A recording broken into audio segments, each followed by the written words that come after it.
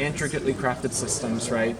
It's fantastic for its fans, but the problem is for some people, perhaps it presents too high a barrier of entry, right? And so this is actually a problem for game developers, right, who are trying to adopt new players, right? And so what Creative Assembly because are doing, the fans will get really angry, say you've dumbed down our game.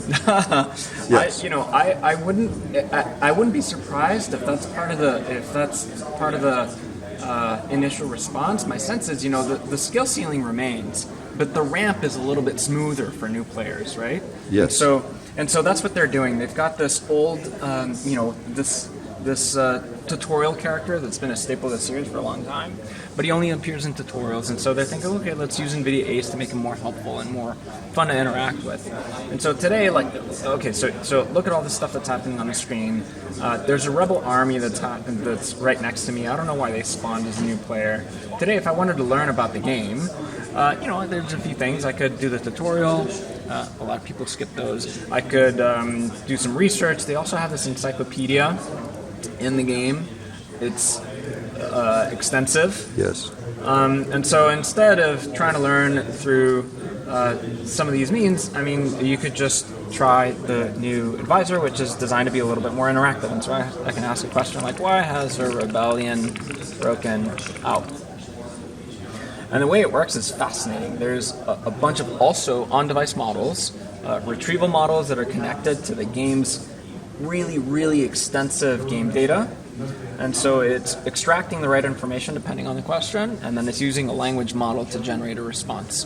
And so here it's telling me, look, the rebellion happened because your happiness is really low, and when that happens, it spawns a rebel army, and you can address this by pausing taxes or issuing royal decrees, which is fine. This is good general advice, right? You can get this from Google. What's cool about a system from this that's baked in the game logic, though, is that it can give you contextually relevant advice. So I can ask, what should I build to improve happiness?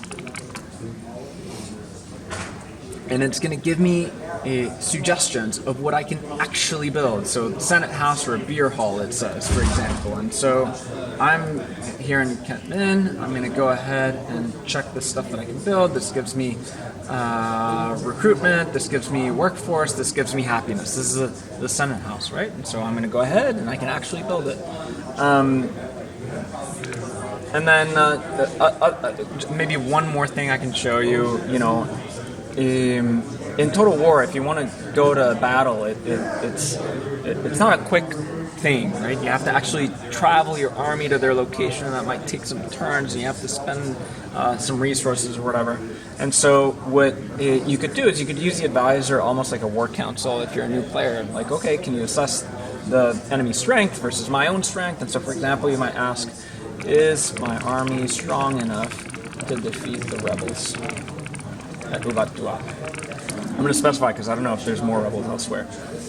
And so it's telling me at the moment that I'm stronger, right? And so then I can feel a little bit more.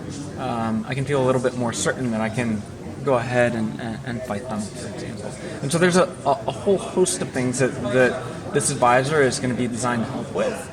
I think that what Creative Assembly are going to do next is they're going to come up with a set of domains that they want the advisor to be able to help with. So it's not going to be omniscient, for example. Like if there's an enemy plotting against you, it's not going to spoil it for you and telling you, oh, this is a character that's planning to assassinate you.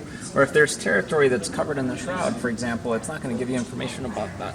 It's just going to help you with the things that you have access to today, which I think is really neat. And so those domains, they're going to create a playtest program. They're going to invite the Total War community to try it and give feedback to figure out how AI and PCs like this should influence future titles. To expand it. Mm-hmm. Yeah, because in the beginning it might be like a helpful advisor, right? But in the future it could be like an advisor that's trying to betray the player, for example, an advisor that's conspiring against the player.